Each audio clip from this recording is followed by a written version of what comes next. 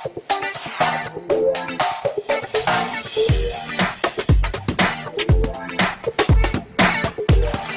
Jungle. Audio Jungle. Audio Jungle.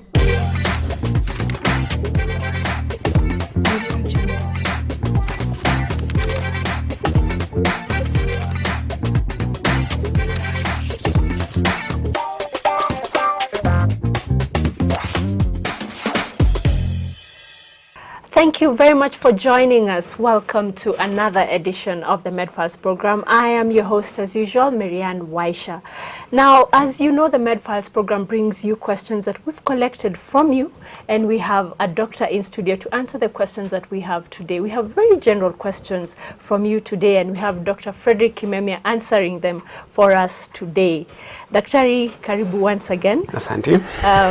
You have become a common face at Three Stones. Yeah. So we thank you for making time over and over again. Welcome. To come and educate, to come and to actually teach the Kenyans a lot of what they don't know.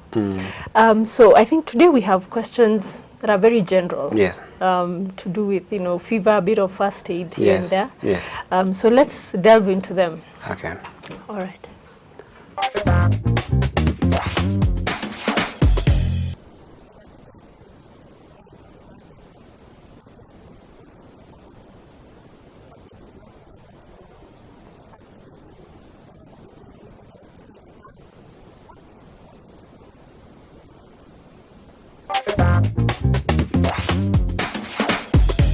All right, fever. Fever is can be quite stressful, especially like this viewer asks. When fever happens to a child, fever can be sometimes it's taken as an emergency with adults and mostly with children. So this viewer asks, what should a mother do, especially with a young child? She says she has had incidences where she herself has gone through it and has had other people go through something like this. Yes. Where a child develops fever, and maybe it's in the night, and maybe in other cases, even if it's not in the night, this is a family perhaps that lives quite far from where they can access medical attention. Yet we have been taught, you will explain to us why, that fever is something that needs to be dealt with quickly. Yes. Yeah. So what should a mother do? Why do we say that fever, is not like a cold where you can stroll to the doctor? Yeah. Our viewer is, and other viewers who have taken care of babies and small children, is, and probably we will start by defining what fever is, but generally fever is the #1 sign that shows that there is a problem with the child. Because a child will not tell you that they have a problem or they have pain or they are feeling pain or they are not comfortable. That will be shown by usually fever, and children will stop feeding. If they were feeding, they will stop feeding, and sometimes they will cry when they are a little bit older. But a child who is like 1 or 2 months or 3 months, one of the signs that a mother or any other caregiver will see is fever. Defining fever, I think, which is very good to tell our viewers, is that generally you can tell a child that is hot. Yeah, usually, it's a standard sign. You find a mother checking, you feel a bit warm. Yeah, they will touch on on the child's forehead, but we recommend that the best place to check whether a child is feverish or they have fever or they're hot is on their chest. Oh, I see. Not even the forehead, which we Because again, what happens is that forehead, it's exposed. So it's actually exposed. So the fever, if you're relying on the feeling on your skin, either at the back of your hand or the part of the palm that is able to feel hotness, the body hotness, usually the head will be exposed. Some children will have their heads exposed, most commonly. So I personally recommend to women to check the chest of the child. They can actually put their hand there or any other part that is not exposed, because that's probably where you're going to get The correct the correct or near correct level. level. So that maybe would be the chest, the back, Yeah, the back or any other part that is not exposed. which is not exposed. Because the part that is exposed, usually you will get the skin is actually exposed to the cold. So the temperature on the head or the part that is on the skin that is will have exposed been lowered by will the, have been lower. by the Yeah, environment. yeah. Okay, before we go into, answering the key question of Yes, this lady, yes. which is what should a mother do, or a caregiver, Yes. can we help us define, like Yes. most mothers nowadays are told, always keep a thermometer. thermometer at Thermometer home, at home. so that as soon as you start to suspect, maybe, I'm not too sure, you touch the forehead, touch the chest, like you're saying, maybe this She's child feels a feverish or little not. warm. So the what they say, them sema kweli, is the It's the thermometer. thermometer. So so a caregiver takes the temperature thermometer. using a thermometer at home and comes up with a figure. Yes. So then what? I mean, what figure would you say, within Yeah. this range it's normal, within this range it's a bit high, within this range it's low? Yeah. Yeah, like you rightly said, one of the commonest problem a mother will find is that the child is hot. Yeah. But also we have experienced children who will come with very low temperatures. Like you said, we need to define what is normal temperature and what is abnormal. For children, we will go to anything between 36.7 to 37.3. 36.7 and 0.7 to 37.3. 37.3. So anything beyond 37.3, going to 37.4, going to 37.7 or 37.8. Some children will have 38.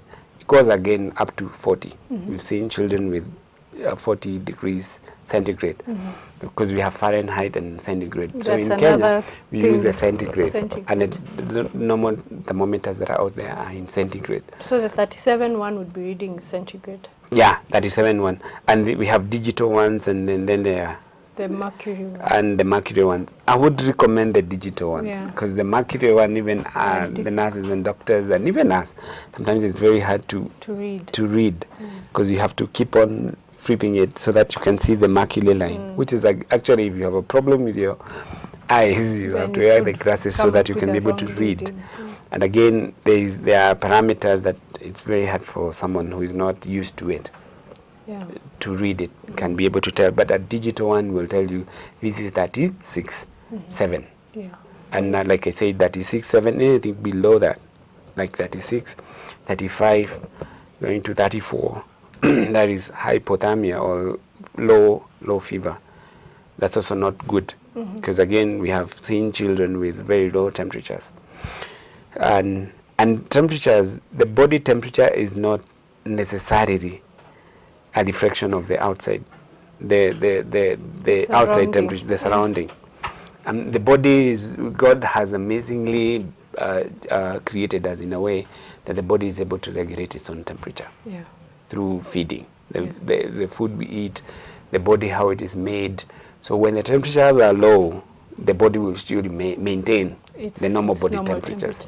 And when it's very hot, like you have extreme temperatures going to 40 degrees, 39 degrees, the body will not be that 40 To maintain degrees. its 37 To degrees. maintain its 37 to 36.7 to 37.3.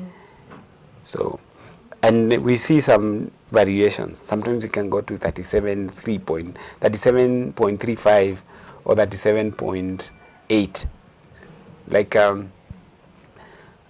good example is that we tell women when you're ovulating, Yeah. the body temperature will go up by 0.5. Yeah.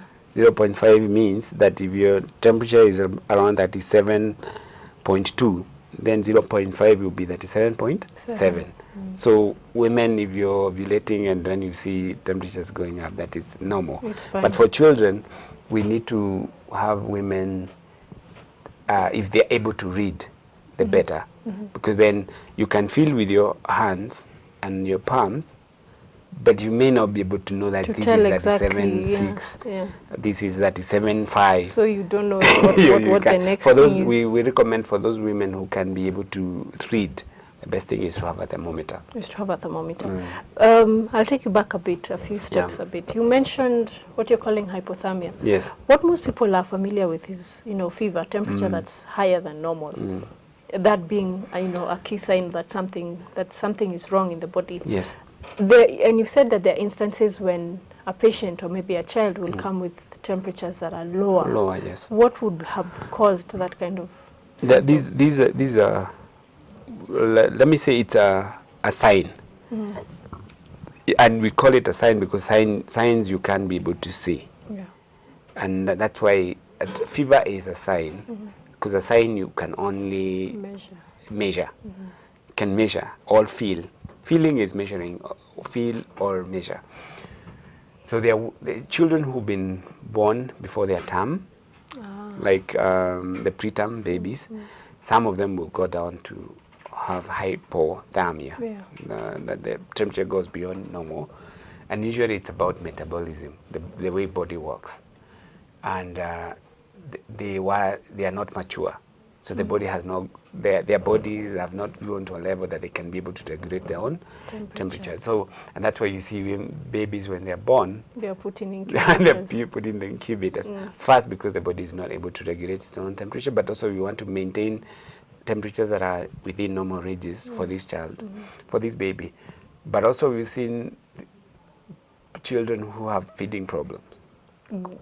Children, toddlers, and bigger Toddlers, but children also beyond if a child preem. is sick or they're not able to breastfeed and take something, I see. so their sugar levels will go down. Will go down, and then the temperatures will Usually go down. because mostly the body uses energy. It burns energy to maintain normal temperatures to produce the heat. to produce the heat. Okay.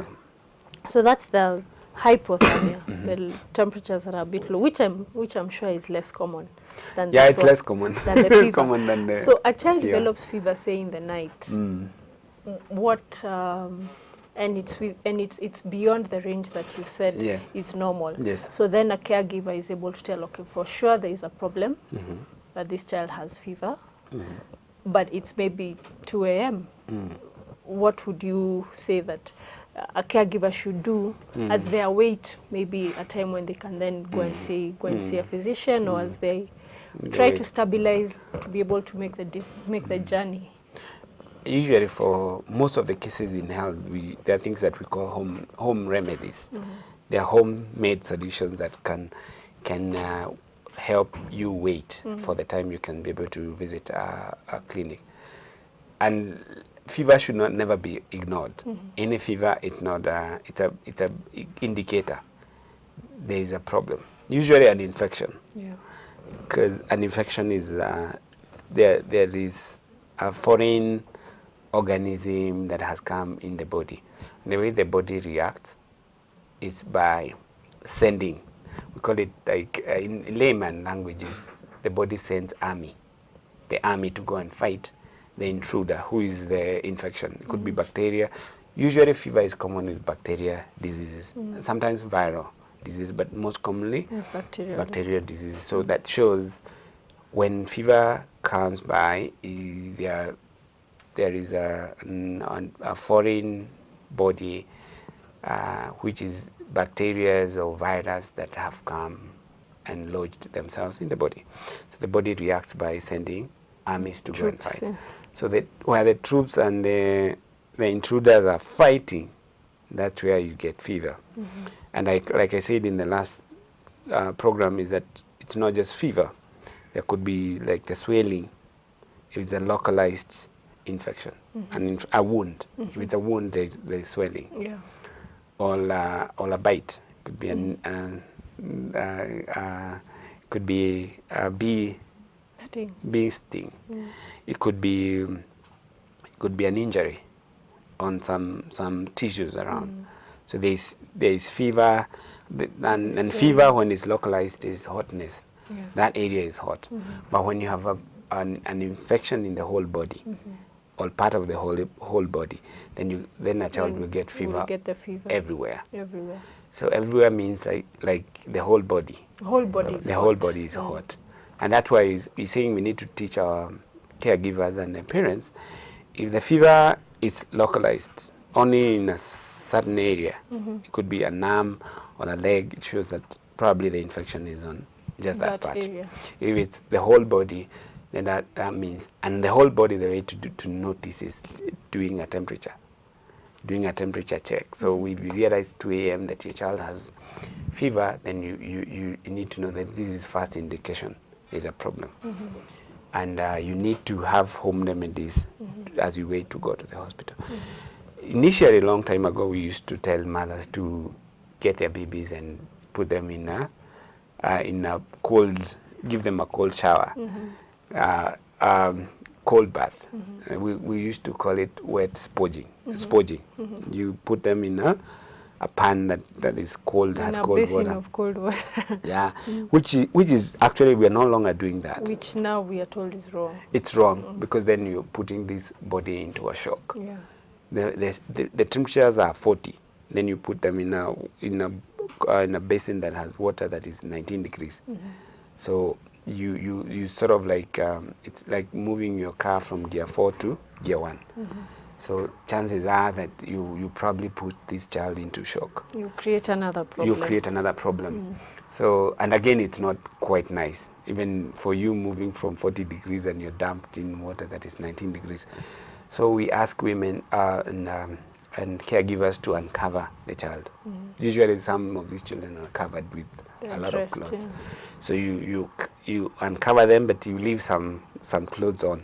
Because again, you don't want to expose them 100%, Too and they much, have so you extreme. leave the basic you leave the clothing. basic clothing.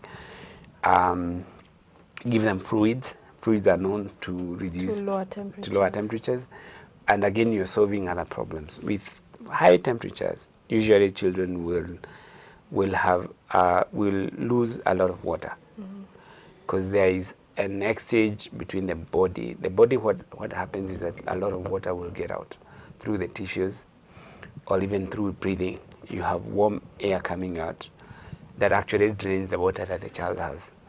So give fluids, and again, not very cold fluids, just warm fluids. Give fluids, a lot of fluids, and then before you go to the drugs, fluids and exposing the child will help. And if that doesn't work, then you go to drugs that help reduce fever. Which would be at the point when you've got to hospital. No, even we recommend women and caregivers to keep some pain medication. Within- Usually pain medication, the normal Calpol. Or the Calpol. Calpol The is Calpol known that- not just to address pain, but also it's known to reduce Fever. fevers. Because the way they act is that they help the body to and targets the areas where the body is able to control fever. So depending on the age, so women we recommend them to keep drugs that are not expired, basic simple drugs like Calpol. And the Calpol. Calpol, paracetamol is safe for women and mothers and caregivers to keep at home. Obviously beyond reach of other children. Yes. Yes. All right. So those are three things you've said. You said expose the child, Give give fluids. a warm, give fluids, give a warm sponge bath, Yeah. and the Calpol. and Calpol, the paracetamol. All right. Those are the three things Yeah. that one should do. All right. Let's take the second one.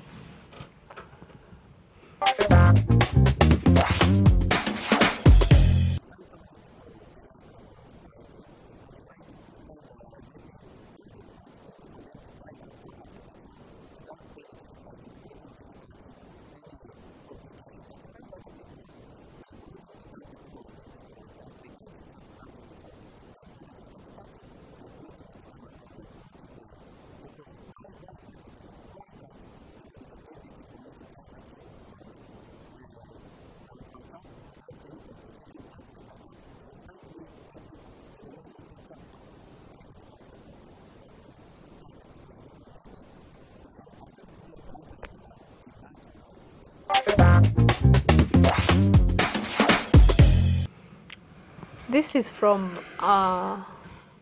an outdoors lover, somebody who likes to go Mountain. hiking and likes to go mountain climbing and, you know, just loves to do that. And he says he does it almost every year.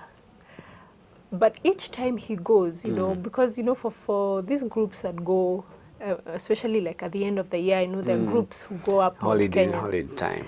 So he's with different people every year. But he wonders how come, you know, there are times, like every year he'll find there's 1 or 2 people who get halfway up the mountain and they're unable to breathe and, you know, they cannot proceed.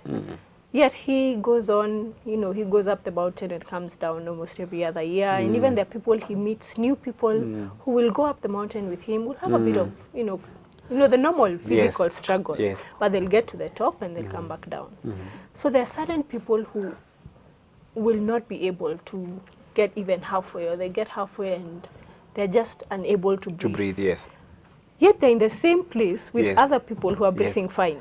Yes. You know, Yes. what's that about? What would cause one person to be unable to breathe and another is fine? Yes. And they're in the same place. Yes. It's a little bit not technical, but it's a little bit not complicated. It's scientific.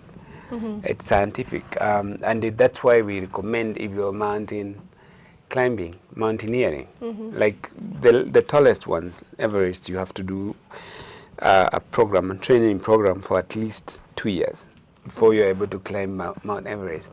Then you'll have periods that you go quarter way, halfway, then take another some months of training. The Mount Kenya is not as tall as Mount Everest, but still enormous training needs to get into it before you can be able to climb Mount Kenya. And our viewer probably climbed Mount Kenya, Mount yes. Kenya, not Mount Everest Yes. or Kilimanjaro. Mount Kenya. Or Kilimanjaro. They're definitely like Mount Longonot and smaller ones. You don't need Those ones are even because they're not after as tall. And it your body gets accustomed to certain level of heights above sea level, and it's all about the way the lungs are able to expand and exchange air between the body and the body and the outside. So there is a concentration of oxygen at all these levels, and the way the body is able to adapt to that.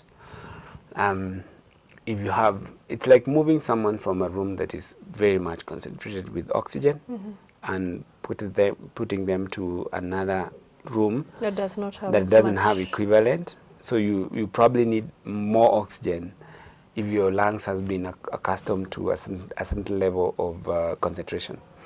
So, and like I told you, it's all about the ability for the body to take in oxygen from the environment. There's something we call oxygen saturation. Saturation is how much, and then we can be able to count, a machine that is able to count per cc of your blood how much oxygen do we have there. And when someone climbs a mountain, you take their oxygen saturation at on the ground before they climb. Then as they go up, and this goes into training. When people are doing training before they can climb a mountain, you have to go through those levels where we test your oxygen saturation and concentration at all these levels. Yeah. So as you climb higher, your lungs has to accommodate the So changes in pressure. That is what those are the I was questions I was going to ask. There's pressure Yeah. and there's what they say, the oxygen, the amount of oxygen in the air Yes. goes down. Yes. It reduces the higher you go. Yes, the higher you Yeah. go, but also the pressure, because the what is it called? The way oxygen combines with hydrogen and to do water, like when you go up the mountain, and that's where you There's more moisture. have water before you climb, and then as you climb, you get ice. Yeah. Because there is the combination, and the way the body is able to take in the oxygen that is in the circulation, that is in the environment, and use that for the body. As you climb up, the pressure is it's a little bit more, and the way when you breathe, the way the oxygen gets in and it's able to exchange, because there is a way the lungs are able to exchange the air, the oxygen in the air, with that one that is in the blood. It's sort of that pressure is reduced as you go up, and that's why, and that pressure that helps the body to take in oxygen. The pressure outside is high, but the pressure that helps in exchanging the oxygen from blood to lungs. reduces, so that this youngster, our viewer, who is a little bit younger, and their lungs are not trained to be able to manage the pressure outside and the pressure that is needed to exchange oxygen and the blood. So and we would say it not even with the mountains. There are people who do bungee jumping, and then you're moving from one level to another level within with a shorter period. So the lungs are not able to accommodate that change. Yeah. So that means there's less oxygen in the air, and there's the body's ability to manage be able that, to take in that to oxygen take in that, yes, is reduced. Yes. So how come in some people, is it because he has practice, or even there are times you find someone who is climbing this very same mountain for the first time, and they don't have a problem, yet there are others who attempt over and over again, and they get to